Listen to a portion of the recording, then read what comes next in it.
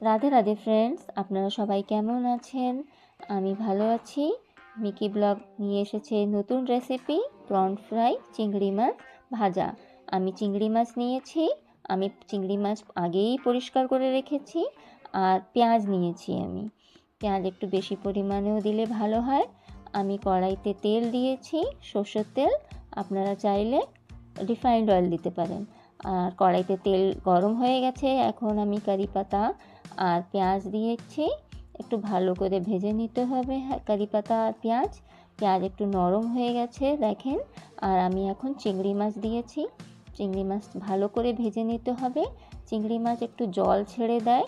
চিংড়ি মাছ ভালো করে ভেজে আমি একটু হলুদ গুঁড়ো দেব চিংড়ি মাছে।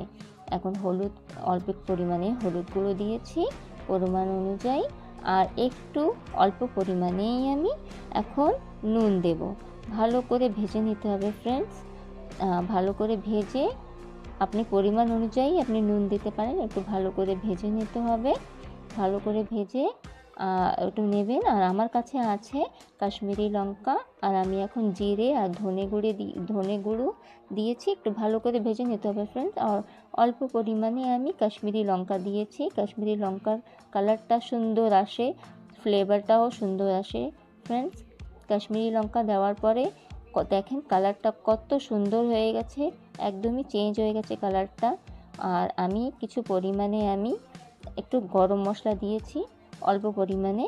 আর আমার কাছে আছে ধনে পাতা আমি অল্প পরিমাণে একটু ধনে পাতা দেব। আর এখন গার্নিশিং করার জন্য আমি রেখেছি ধনে পাতা কিছু। আর এখন দেখেন কি সুন্দর হয়েছে কালারটা। আমার এই রান্নাটা যদি ভালো লাগে, আপনারা আমার চ্যানেলকে লাইক, কমেন্ট আর সাবস্ক্রাইব করবেন। Thank you friends.